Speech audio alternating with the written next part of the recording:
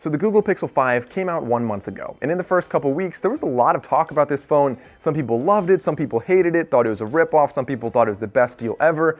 And I've been using this phone every single day as my daily driver with my SIM in there, actually using it to figure out what are actually the nuances with this phone. So we know what the specs are. It's time to step away from that and talk about the little subtle things that you're going to notice when you're using this on a day-to-day basis, like how fast it charges, what kind of weird bugs are you going to face on the interface, how do the cameras actually work in the fringe situations, not just your everyday taking a photo of a landscape. Like what if somebody's running around? What if you have kids running around the house, or if it's kind of a sunset picture, video? There's a lot to talk about in this video. I'm going to break down the pros and cons, the biggest drawbacks I found, and the most positive features after using this phone every single day for the past month. Now, I want to say right off the bat, usually these 1 month later videos cover a lot of negative things that I found, but I found that, even though there are a couple really big drawbacks I want to talk about, some really big frustrations I have, for the most part, I found more positive things than negatives after using this phone for a month. So I'm very happy with the Pixel 5 overall, so keep that in mind. But I want to start off by getting into one of the first negatives that was kind of an annoying drawback for me. Is something that, when you put your phone on a wireless charger, a lot of times you just set it there and you don't really pay attention to how fast it's charging. You just hope that whenever you take your phone back, you have enough battery to get through the rest of the day. Now, with this, I assume it's because there's an aluminum back with a hole cut out for the wireless charging.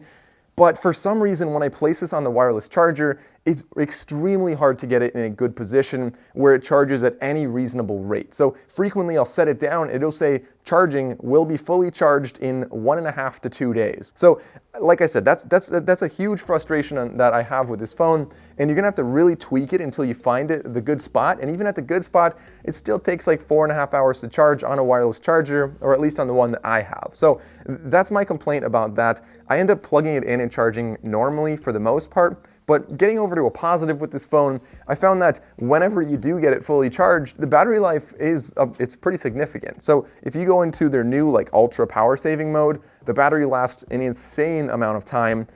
But I normally don't do that because you have such limited functionality with that. For the most part, leaving it on just a normal mode, I'm able to get somewhere around 35 hours of battery life, which could be almost 2 days of battery life. So the battery life on here was very impressive. And getting into another positive, kind of touching on the cameras here, I found that the more I use the cameras, the more I find the interface has some really cool things. So previously, Google would kind of dumb down the camera settings. They would make it so that it was really hard for me to customize the settings. They wanted it to be as simple as possible, but sometimes it was too simple to make pictures look good in the way that I wanted them to. So now they changed that, and I found that the settings they have in there are really, really useful. So obviously taking normal photos is great, but I'm specifically talking about in video mode. So when you go over to video, you have 4 different stabilization methods, and we talked about this in the original reviews as well, but I found that these do an excellent job. So if you have like a kid running around the house or a pet, it really makes a huge difference when you're able to use these stabilization methods or any of these stabilizations on here, because your videos are just going to look way more smooth. And furthermore, if you're looking to take any kind of cinematic pan, if you're in a really cool, if you climbed a mountain and you're at the top, instead of taking like a lot of times people take panoramas and they look like just a really, really skinny, pointless picture. Like a cinematic pan, I think is a cooler way to do that. And so I really like using that feature, or at least I've been using that whenever I'm hiking around. Now, speaking of photos, a drawback with this phone, in my opinion, is the Google Photos app, but it's also a pro, and I'll mention that in a second. The drawback is I really hate how everything's organized here. So by default, it shows you some weird Snapchat memory type things. It says you took this photo a year ago, and it shows you a couple photos from your camera, but it makes it harder to find screenshots and stuff like that. So you go over to library, and then even in there's albums, and you have to go and try to find the different folders. I find that the organization on Google Photos, or at least on the app, is very poor. It's really not what I like to see, especially compared to Samsung and Apple. I think they do a much, much better job of that. But regardless, the cool thing about this, the Google Photos app, is actually you can take any old photo you want, you can edit it within the Photos app, and you can actually turn it into portrait mode. So if you just have an old portrait from 10 years ago and you put it in here, it'll detect the face and it'll blur everything behind that. So the software is still really impressive. All right, now next up, another set of pros and cons, a feature that I really like, but a feature that I wish we could change a little bit. And I say this in every single Google Pixel video, I really love the call screening and now the hold for you features. But the call screening is one that I think it's so useful to have but I just really wish Google would let you customize that. So whenever I have people calling me, like I almost always just hit screen call unless I have them in my contacts.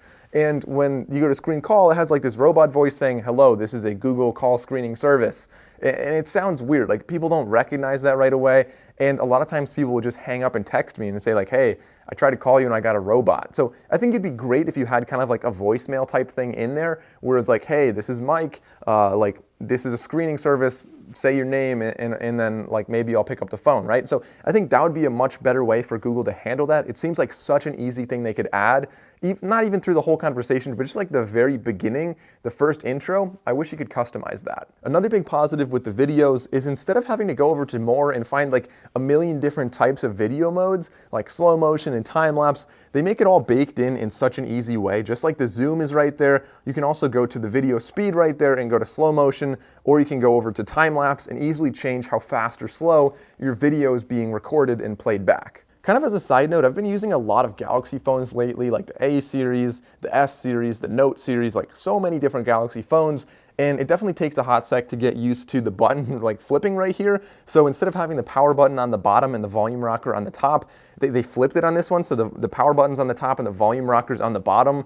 It just like, I keep messing that up, and they're both like relatively small buttons. So that takes a second to get used to. A big positive of the Pixel 5 is absolutely the overall architecture. I don't think I need a case on this phone, and I really like how light this phone is. So it's very pocket friendly. It's like really nice smooth edges everywhere, but still grippy enough that I really haven't dropped this phone ever. And it's a really nice slim phone, but a really good dimension for my palm. So holding it, typing, you never have accidental palm rejection issues. Like, it's just a really nice shape and design of a phone.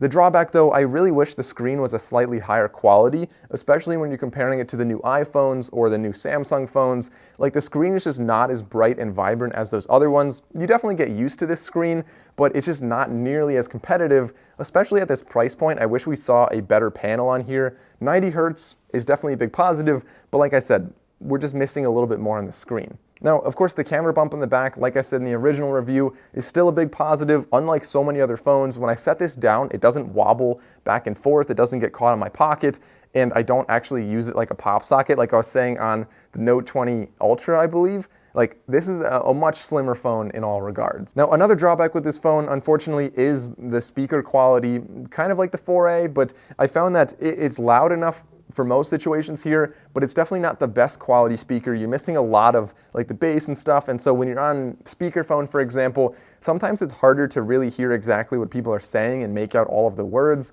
And obviously, if you're listening to music, it's not going to sound good on this phone. But if you're watching videos, and like I said, in most situations with speakerphone, it gets the job done. It's just not going to be at the level that you would like at this price point. I know a lot of people have been concerned with the slower processor on here. So the Snapdragon 765 compared to the 865.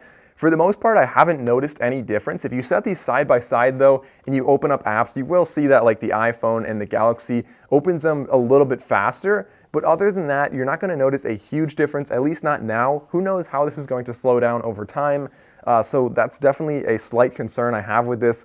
I wish they would put the 865 in here, but I believe for battery reasons and physical space reasons, they ended up choosing that one. So it is what it is. Their software still runs really quick, and if you're opening things like Google Maps and Gmail, like those open as fast as any other phone from what I can tell. So guys, in conclusion, the Google Pixel 5 is the most Pixel phone I've ever seen. They focused the most on software, which is what Google's known for, and they focused the least on hardware, which again is what Google Pixels are kind of known for. When they started focusing too much on hardware in the past, like things just kind of went haywire. So making things simpler, I think it did things well for them. I just wish they spent a little bit more money on some of their hardware. So a slightly better speaker, a better wireless charging unit, and a better display on the front, all would be very welcomed upgrades. But for the most part, I would say people are going to be very happy with this phone. You get used to those three limitations, and the software is really a seamless design. Like, it works so well with the photos and the videos. Like, Google did so much right with this phone. It's definitely the best Pixel to date. Is it the best phone you can buy in 2020? I think there's better phones out there, but at this price point, I think this is a really easy phone to recommend. So comment down below, let me know what your thoughts are on the Google Pixel 5. So after a month of using the Google Pixel 5, I mean, I still like the phone, and honestly, I think I'll still keep using it as my everyday phone. It's a great phone, it's pretty easy to recommend, and until a new one comes out, this is going to be my daily driver. So comment down below, let me know what your thoughts are on the Google Pixel 5. If you enjoyed this video, as always guys, consider liking and subscribing. Thanks for watching, I'll see you next time.